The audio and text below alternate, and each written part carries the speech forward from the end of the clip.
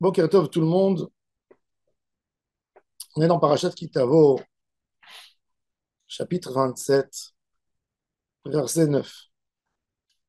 Moshe, avec les Kohanim et les Lévi'im, qui parlent au peuple d'Israël, ils leur disent Hasket, Ushma Israël, écoute Israël, Ayom Hazeh, ce jour-ci, vous êtes devenu un peuple, Niet Aleam, l'Adonai Elohecha. Ayom Hazeh, Niet Aleam. Aujourd'hui, vous êtes devenu le peuple d'Hachem. Cher Rabbeinu, quand il parle ces phrases avec le peuple, c'est déjà 40 ans après l'événement de Matan Torah. Qu'est-ce qu'il dit? Hayom hazen yeta le'am l'Adonai Elohecha. La beauté de la vie, c'est d'avoir tous les jours du nouveau. Ne pas vivre l'ancien.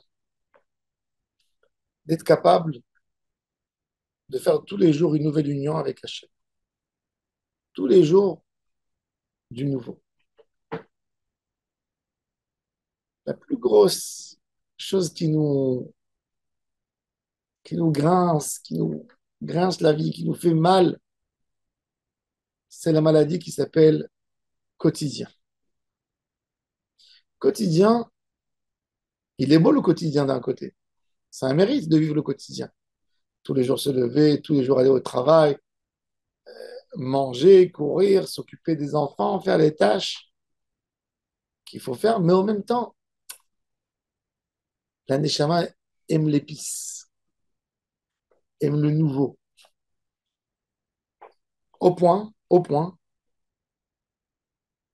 que dans la psychologie humaine, l'homme veut des nouveautés à tout prix, même, même si les nouveautés sont pas bonnes.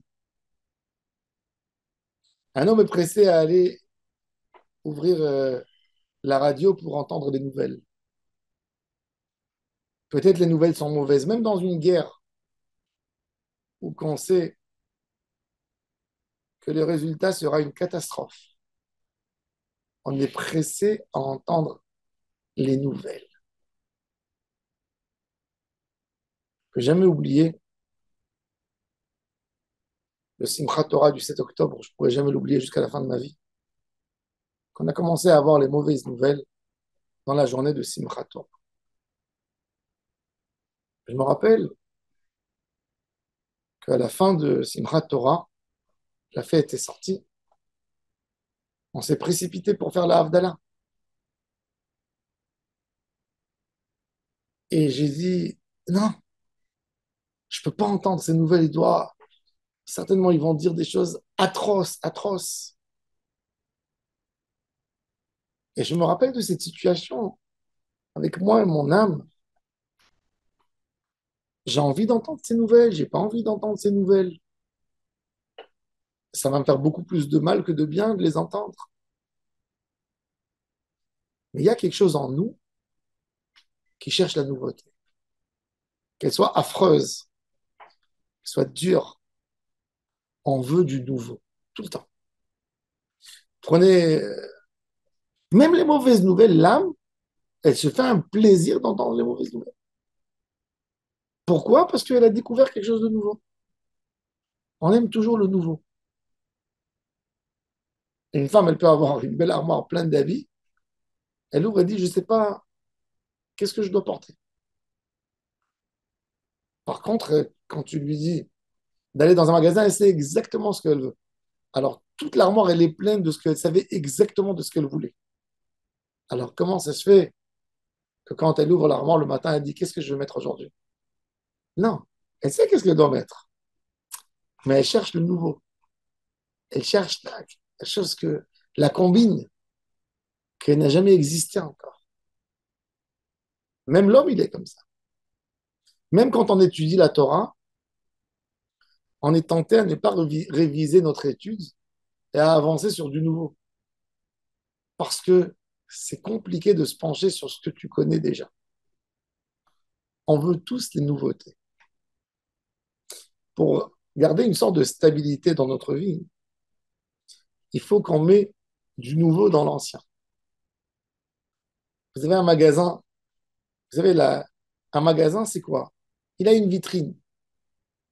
C'est une intelligence de changer l'ordre dans la vitrine, de mettre la lumière aujourd'hui sur ça, de la changer demain, pour que l'homme ne s'ennuie pas. Eh bien, nous, même nous, dans notre liaison avec Hachem, on a besoin de sentir Ayom Hazen Yet Aleam. C'est aujourd'hui que j'ai reçu la Torah. Bechol Yom Vayom, Chachamim nous ont dit Yu Be'enira Kechadashim. C'est un travail, mais c'est au même temps, c'est une autre manière de présenter les choses. Des fois, on est attaché à cette. Vous savez, quand on arrive à la maison, on a la tasse dans laquelle on boit notre thé. On a notre tasse de café. Mais en même temps, la tasse, tu peux la mettre sur une autre assiette. Tu peux mettre la cuillère une fois dans la tasse, une fois à côté de la tasse. Une fois, tu mets le carreau de sucre à côté. Une fois, tu le mets dans un autre récipient. Une fois, tu le mets sur un plateau. Une fois, tu l'accompagnes avec un verre d'eau. L'idée, c'est toujours de prendre même le peu qu'on a en nous, le mettre d'une autre manière. C'est-à-dire que l'homme, dans son travail, ça peut être dans son couple, dans son travail, avec ses collègues, avec ses enfants, avec ses amis, avec son entourage, de chercher toujours à dire une nouvelle phrase, un nouveau mot. L'idée dans la tfila, c'est que ma tfila, maintenant j'ai prié ma prière du matin, j'ai fait la tfila. Je vais reprier Mincha plus tard. La prière de Mincha ne doit pas être à mes yeux comme celle de Shachrit. La Hamida, elle est identique. Non. Il faut que j'ai une pensée, que j'accorde une pensée particulière à quelque chose de nouveau dans lequel j'aurais aimé dérouler ma prière autour. Il ne faut pas que ce soit la même chose.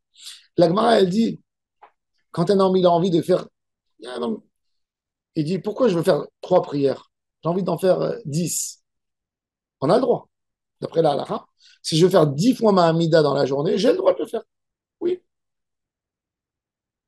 J'ai rencontré dans mon travail l'archevêque de la Géorgie. Il y a des années. Il est venu, il voulait venir pèleriner sur la tombe du roi David. Il est venu de la Géorgie, il a offert une très belle toile en velours blanc, brodée avec des fils en pur or, en faveur de David Ameller. Une toile magnifique, incroyable. Elle fait 5 mètres de long. Rien que la toile, elle pèse avec la quantité d'or qu'il y a là-dedans, quelques kilos.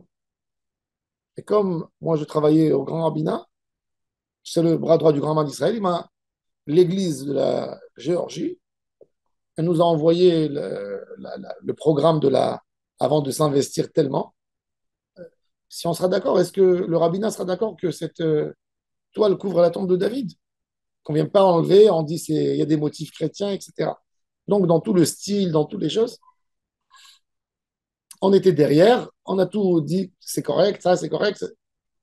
Finalement, il est venu, lui, pour poser cette toile. Et un homme de 80 ans, c'est la deuxième personne la plus influente en Géorgie après le président de l'État. C'est fou. Et j'ai rencontré le pape, j'ai rencontré. Quand j'ai vu ce monsieur, j'ai vu, il a une grosse croix sur lui, mais il a une lumière sur son visage. Une lumière. Je suis parti, je l'ai salué. Et on a commencé à discuter. Et je lui ai dit, qu'est-ce qu'il a de tellement magnifique, cet attachement spirituel au roi David? Qu'est-ce qu'il a Il lui a tellement donné qu'à 80 ans, il quitte la Géorgie, il vient avec un groupe de 150 curés, etc. Et il offre une si belle toile. Il m'a dit, David, pour moi, c'est celui qui m'a appris à prier. David Ameller, il me dit, il a écrit 150 chapitres dans son livre Tehillim, mais chacun est différent de l'autre. À chaque moment, il ne révisait pas les mêmes mots. Et il me dit, et moi, il me dit, quand il y a quelqu'un qui est malade, qui vient chez moi, je lui dis, David Ameller, il a dit, j'ai fait 7 prières par jour à Hachem. Ben, je lui dis de faire 7 prières, jusqu'au moment où il guérit. Et il a avec ça une émouna simple. Mais il dit aux gens, faites la prière, fais-la une fois au balcon, fais-la une fois dans ton salon. redonne-toi du nouveau, redonne-toi du sens dans la prière. Eh bien, la Gemara, c'est déjà écrit dans la Gemara, un homme a le droit de prier même 10 fois par jour. Faire une amida. Même la amida, si tu veux prendre la amida dans ton sidour, tu peux prendre ton sidour et refaire. Tu dis, j'ai envie de la faire chaque heure. J'ai envie de parler avec Hachem chaque heure. Mais la Gemara, elle te dit, attention, attention. Si tu as envie de la refaire, il faut qu'à chaque fois que tu fais, que tu as une autre kavana, que tu as un chidouche, que tu as quelque chose de nouveau dans ta parole avec Hachem. Hachem, oui, il y a la formule du sidour. Mais Hachem veut la kavana, veut le nouveau. Et pour ton âme, il est important d'avoir du nouveau. À chaque fois quand tu étudies, tu peux étudier le même texte 50 fois, lire le même texte.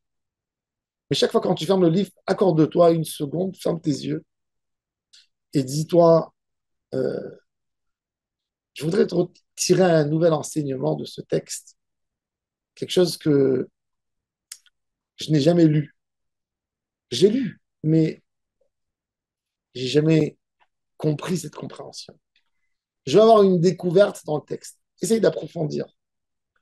Les textes les plus compliqués à approfondir, c'est les textes banals de tous les jours. Le Hachri, le Jvé Betecha, par exemple. Essayez de trouver tous les jours un mot qui m'a attrapé, qui va m'attraper aujourd'hui. La grandeur d'Hachem, la souveraineté, la miséricorde, la pitié, l'amour, l'espoir, l'aide. À chaque fois, il faut retrouver quelque chose de nouveau. Dans le schéma Israël, tu fais le schéma Israël 2 fois par jour et 3 fois même, parce que tu le fais sur ton lit à la fin de la journée. Essaye de t'accrocher à un mot particulier à chaque jour, un mot, auquel toute ton idée du schéma elle va être autour de ce texte. Et c'est ce que Hachem il te dit. Ayom hazeh et aleam. Chaque jour, toi, juif, tu n'es pas juif parce que tu es né à des parents juifs et que dans l'histoire de notre peuple, on a reçu la Torah il y a 3300 ans. Essaye de trouver l'idée pour laquelle tu te dis chaque jour, pourquoi je suis juif? Eh bien, parce que c'est sympa d'être juif, parce que nous avons cette valeur. Et vis ta journée avec cette valeur. Et là, chaque jour, tu as refait l'alliance avec Hachem. C'est chaque jour comme si chaque jour tu étais devant le mont Sinaï et tu as découvert une merveille à laquelle tu étais passionné et tu as dit, eh ben, pour ça, je veux être juif. Pour ça, je veux avoir une alliance avec Hachem. C'est ce qu'il dit mon cher Rabbeinu. Hayom Hazé, aujourd'hui. Ni Etaléam, aujourd'hui, tu es devenu juif. Pourquoi? Parce qu'aujourd'hui, voilà, j'ai découvert cette valeur extraordinaire qui est dans ma Torah. Le nouveau ancien. Israël, Herzl a appelé Israël Alt Neuland, le pays nouveau ancien. La beauté d'Israël, la force d'Israël, c'est le nouveau qui rejoint l'ancien. Ne suis pas resté ancien dans notre tête. Trouve le nouveau dans l'ancien. Ne t'éloigne pas de l'ancien. Mais l'ancien peut être nouveau. L'ancien peut être tous les jours nouveau. Si tu sais comment le découvrir, comment le déguster, comment le toucher, comment avoir l'approche, ben l'ancien, le banal, devient extraordinaire, devient beau. Ben on va donner leur lame. Amen.